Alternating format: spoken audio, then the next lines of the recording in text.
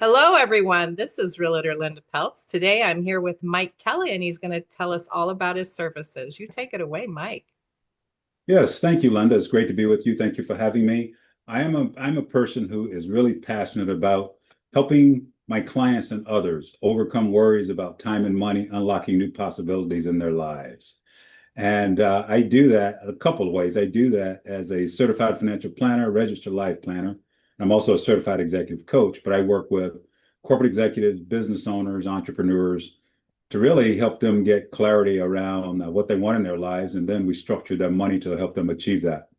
I've got a financial planning firm, Kelly Financial Planning. We do hourly fee only financial planning and advice. We start with life planning. And then there's another firm, Right Path Enterprises, that I own with my wife, where we focus on helping executives, especially top leaders who have a lot of influence, improve their ability to lead themselves first, then other people. So that's what I enjoy doing, and it aligns with my personal mission statement, which is to use my God-given leadership, analytical, financial skills to help my family and others grow to become all they're designed to be. That is so important in every aspect and every industry is the leaders need to step up to the plate and not only take care of their life, but start leading by showing others, the younger ones, the ones that's going to be taking over the world, how to do it so that, you know, this world could use a little help. So be part of the solution, not part of the problem. I like that, Linda. I agree with you completely. We all have an opportunity to impact the lives of other people, but we do have to look in the mirror first to make sure that we're working on ourselves. And if we're struggling in areas, be humble enough to ask people to tell us the truth about ourselves so we can be better and ultimately have more impact on those we love, lead, and serve.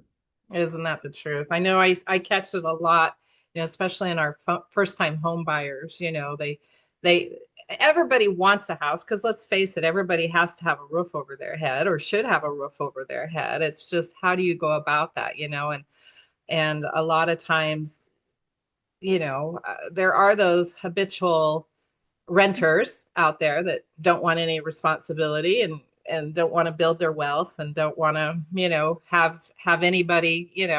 But what they don't understand is they are buying somebody else's house for them and their financial future and their but it's a continual battle because everybody wants a roof over their head or would like one, but how do they go about doing that? And we see it a lot in the first time home buyers where they don't know. I mean, it's a legitimate, it was never taught to them. And so we do a lot of guiding in the beginning. Your seasoned investors and seasoned older couples usually have a handle on it, but we see it a lot in those first time home buyers.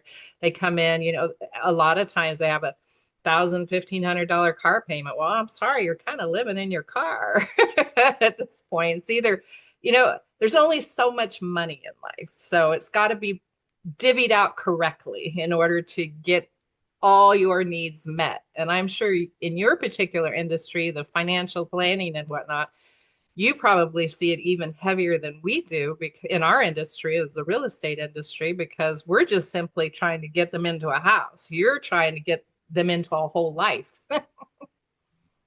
Yeah, yeah, that's a great point. Everyone deserves a home. Everyone deserves a home they can afford to live in, enjoy it, raise their families, and have a place they call their own. But oftentimes it takes you hit it on the head. Certainly educating yourself, understanding, or if you're not interested in studying and educating, which I encourage everyone educating yourself to do that, find a lender, find someone who has your best interests at heart, and become a student and partner with them so that they can help you find what's right for you. But you gotta be disciplined, and in order to own a home and retain the home, not just get into a home, because one you can get in Right? You there, have you to get retain it. That is a good point. gotta get, Maintenance. I yes, still talking to clients that bought houses 4 or 5 years ago and telling them how to, okay, well, here's a contact, go whatever, fix your sprinkler or go, HVAC's not working, get a hold of this person. absolutely. And I find that having a plan can often help because in our society, I've learned, and I've struggled with this in my own life at times, we think short term. We don't think long term. So it's Mhm. what's in front of us. In order to maintain a home and certainly keep a home and allow it to allow it to appreciate in value, very similar with investing in stock market or anything in a relationship. You got to have Mhm. a long-term perspective, and then you got to have a plan, and you got to take steps along the way, intentionally and consciously, to allow you to allow that asset to build value over time. While you're enjoying it, you also want to continue to take care of it and keep everything paid for so that over time it appreciates in value. And again, that's true in relationships. You're in a relationship with someone, you gotta spend time, you gotta invest in order for that relationship to over time bear fruit and you grow closer to each other. So I think we're in such a immediate gratification society. I worked in the retail industry for a long time, Mhm. and I saw the amount of money and effort that went into getting people to spend money they didn't have on things that they didn't need and not think about it, right? So you I got to think go. we have a tendency to lose focus on the ultimate goal. Yeah, yeah, oh yeah. So we need help, right? We need advisors like yourself, and that's what I do. I come along beside people as a partner, not selling them products, but just helping them. Let's build a plan, and I'm going to charge you an hourly rate for that. But you execute on the plan because when you execute, you're forced to learn. You're forced to take ownership, which is something that we often struggle with as human beings. We want everyone else to do Mhm. it for us so we can blame them for our, hopefully we don't have this, but oftentimes our failures. But we got to take ownership. And then the thing I've learned, especially when it comes to things related to investments, when I learn, I can teach. And then we start to develop strong legacies. Mhm. So if I came to you and said, "Hey, Mike, I need help. I need some guidance," what would be your first step with us? My first step would be to ask the question around, you need help. What do you need help with? And why do you need the help? And the person's going to answer the question. Then I'll ask them, ultimately, what are your goals with this? Short term and long term. Let's talk about what matters most to you. Because we spend time up front on what matters to you. Because you can want something, you can have a desire, but if you don't have goals that matter to you, it's very, very difficult for you to sacrifice and do the things necessary to achieve it. We spend a Mhm. lot of time up front on finding the heart's core. And once we get clear on what those goals are, then let's talk about what it's going to take to achieve those. So let's start with, where do you stand currently? I offer certainly an introductory call. Then after that, I offer a complimentary get acquainted meeting where a prospective client will read will be sent an email with some information in it, and one of the things in it will be a confidential questionnaire that they go online and they populate. It's going to ask them questions about income, debt, assets, wills, estate planning related things. When you want to retire, who are your dependents, insurance. Then you'll take a risk tolerance assessment. And I get all that information. We get together virtually normally, and we walk through it. And we determine, okay, this is where you stand, this is where you want to be. In order for me to help you get clear on where you stand relative to that, we need to sign an agreement. We enter an agreement. If they want to move forward, we build a comprehensive plan that gives them clarity. We meet again and present that plan. They have action steps that they need to take, and they walk through it. But one of the things I'll share with you, and you know this well, I often see that we don't think about the fact that we're going to die. Very few people have estate plans. Very few people have basic wills in place or the right amount of insurance, right? So having those types of conversations I've found are really, really helpful. And when it comes to leaders have influence in organizations or running a business and have people reporting to them, we spend a lot of time up front on getting clear on what some of the soft spots are that they have as far as characteristics and tendencies that might be causing them issues with the people that they're responsible for leading. And we build a plan from that to help them strengthen those things. And that often entails them going through assessments and then me meeting with people one-on-one to get feedback from them on how this person's showing up at work. So those are the two, the financial planning, and then on the executive coaching side, that's how we work with people. In my industry, I see a lot of, matter of fact, I dealt with it pretty heavy this last month. We get up to a certain age, we don't know what the future holds for us. And it's like you said, they didn't exactly plan or prepare. I don't know. I guess people think they're going to live forever or they're going to have their mind forever. And then they get into some of the, in my particular case, homes, and they get to a certain point where they can they can't make decisions. They can't maintain the home, much less they can't put it up for sale because it's just beyond their mind because they didn't plan for, oh my goodness, once I get to the point where I can't maintain myself, my home, who's going to do that for you? And I've had to deal with it a couple times this last month, and it's been hard, and it was a real eye opener, mainly for myself, because don't we all learn from our experiences? It's like, wow, it has definitely been heavy on my mind. I mean, I'm not quite to that point, but what happens when I get to that point? Who's going to step in, to sell my house or to handle my life when I get to the point where I'm no longer available? And I'm sure you deal with it even heavier than I do. I only deal with it on the real estate side, but it's like, and I had to actually tell a client this last month, and unless you're willing to get a power of attorney for each of you, I can't help you because they mental capacity was not there. And in order to do my fiduciary responsibility to these clients, I can't leave them homeless.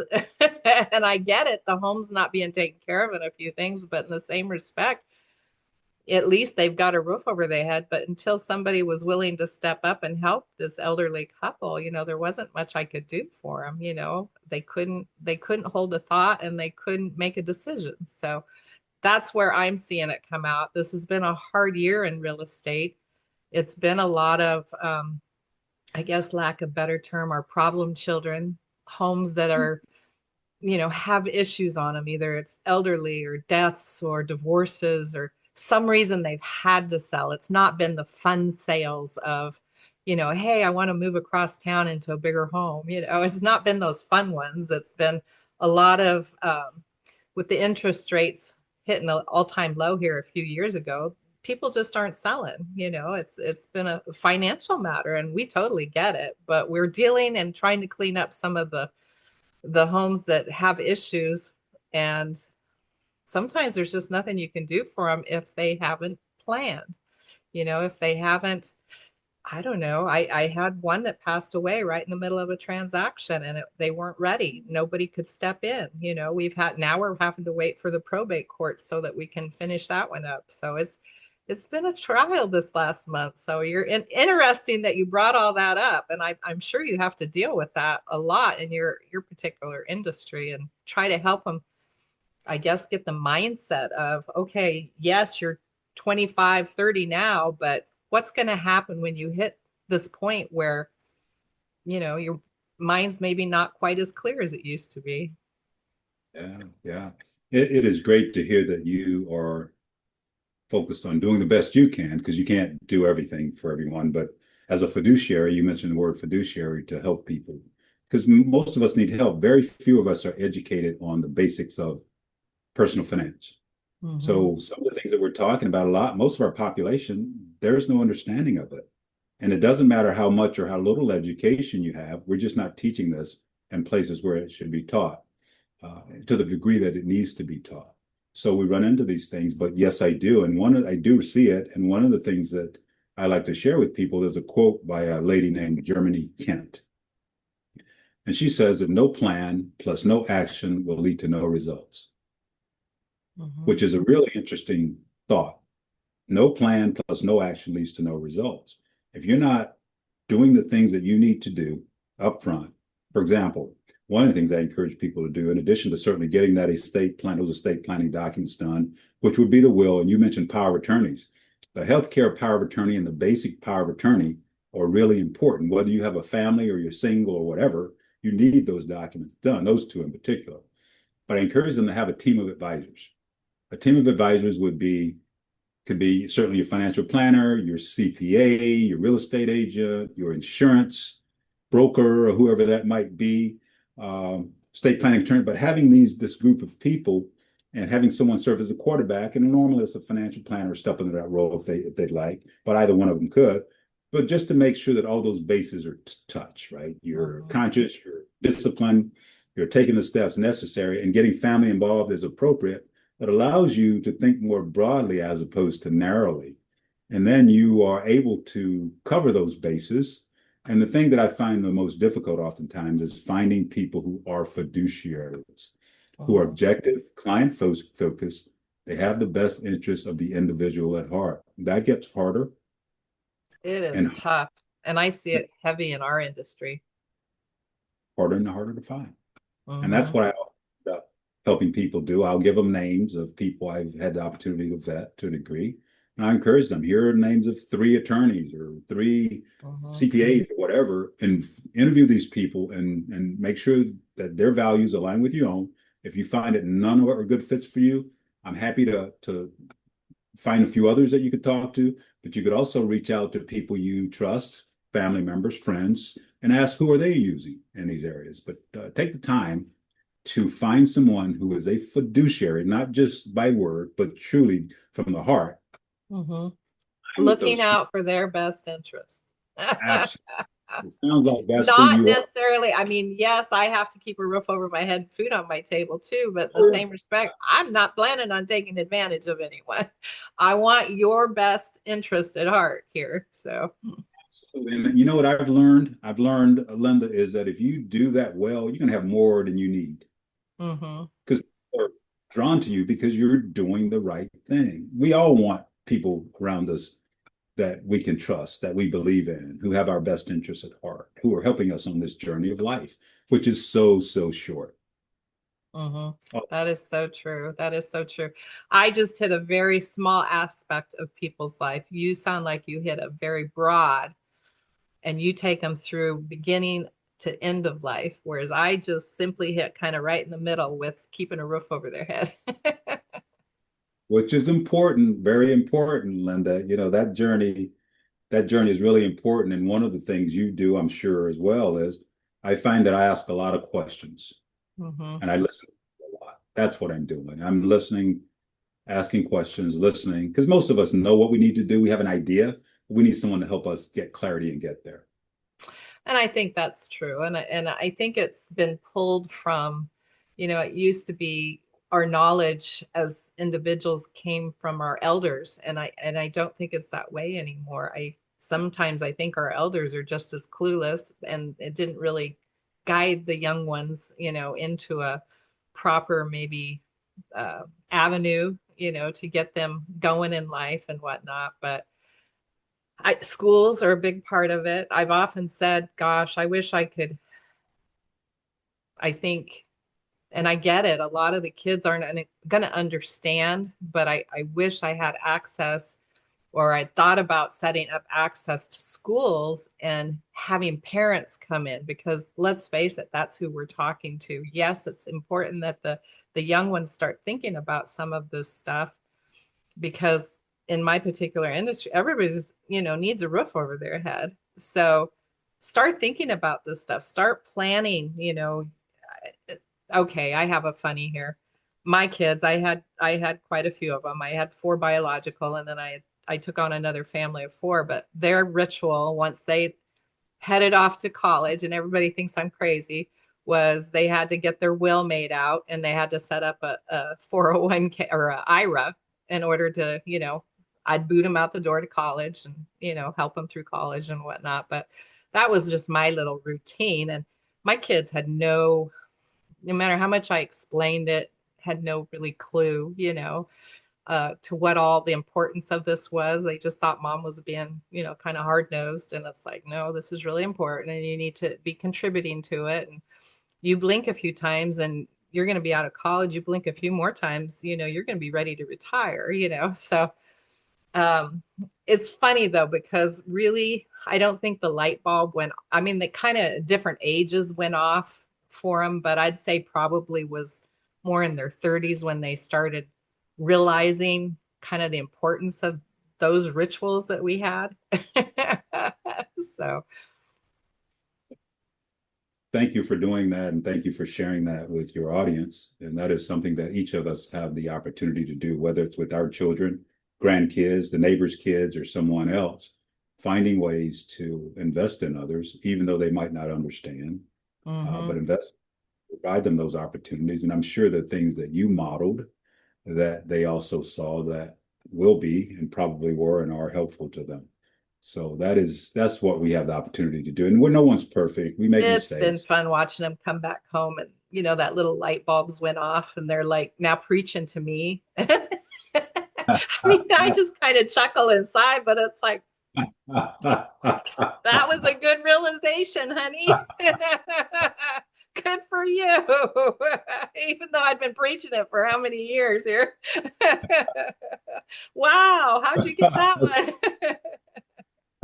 No, I love it. I love helping the young ones. I love it. I love it when those light bulbs go off and they kind of get it, and it's even though you've maybe been, isn't it, when my kids would come home and they'd go, "Oh, did you know, Mom?" And you're like, "I've been telling you that for years, but so and so said it. That one person finally said it and it finally clicked with them. And yet you'd been telling them probably for 3 or 4 years." I just laugh. I think it's the funniest thing, and yet I love it. It's like, well, I'm just really happy you kind of got a handle on it.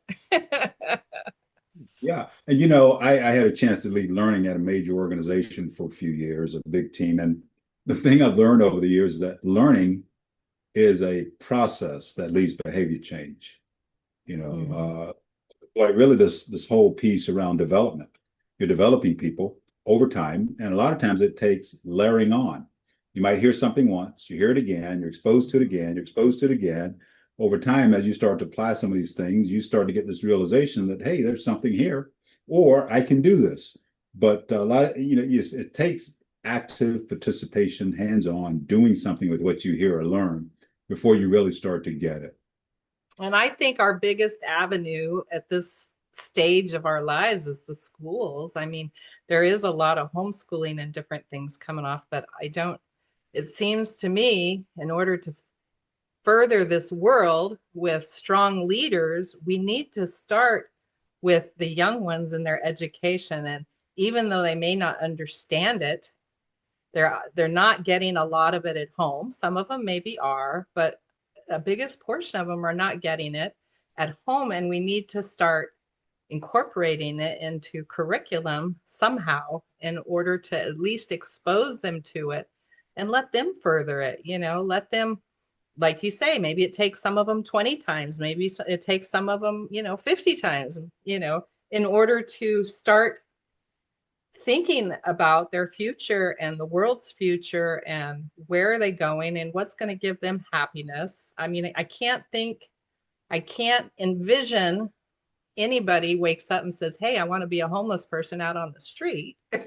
So what can we do as Yeah. society to help these young ones fulfill their destiny and become something and be able to find them some sort of happiness out in this world? So, and be part of the solution. So that's my kind of motto on all of it, raising kids and getting through, all my clients and helping people buy and sell their real estate. Make sure it's going to further your life, not be a, if it's, don't always go for the big $1 million mansion right out the door. Why don't we start small? Do a lower end one and work our way up a little bit. And ask yourself, do I need the $1 million one? How much house does it take for me to be happy? How much money is enough? But Hmm. determining what that looks like, that's where life planning can be helpful. If I'm looking at $1 million or $5 million house just because someone else has one, is that the right reason? I mean, it just because once the bigger the house, the more time it's going to take to maintain it, or the more money it's going to take to pay someone to maintain it. So having those goals yourself, in my opinion, is so important, not based on what someone else has done or is doing, but what's right for me. And that takes some introspection, that takes slowing down, thinking.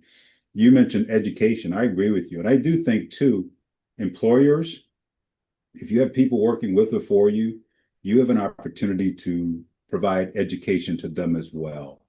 Years ago, pensions were all over the place. Everyone had, quote unquote, some type of pension. Most people did. Right now, those things have gone away, and people have 401ks that they really have to manage themselves. And they're getting a little education. Before, the company was handling it for them.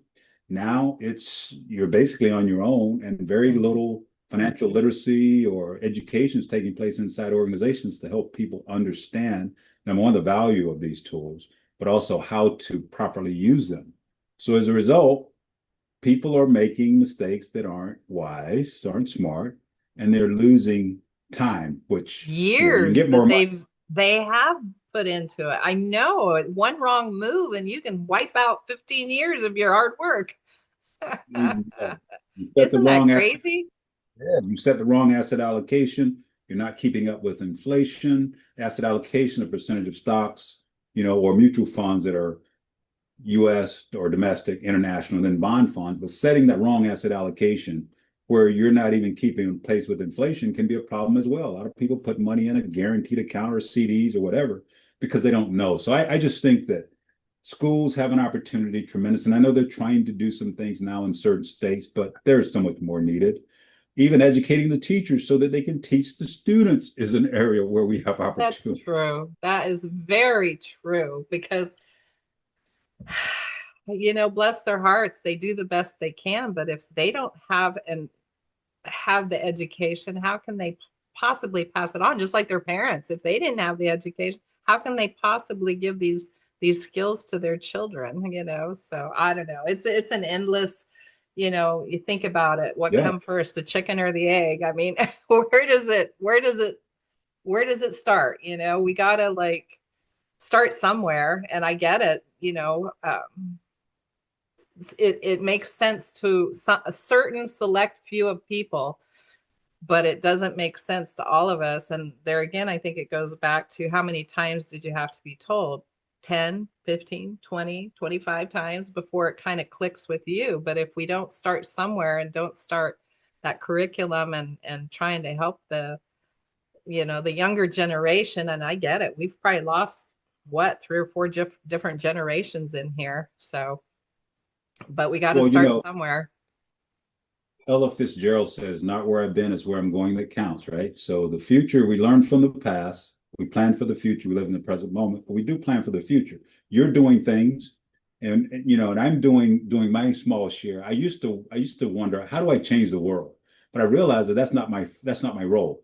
My role is Mhm. to each person I have the opportunity to impact their lives. And hopefully, if you impact one person's life, you never know how many generations are impacted by that. So I began That's to true. think big, small, think globally, work locally, and that's changed the way that I show up. Because you know And this, they show up for the individual you have right in front of you.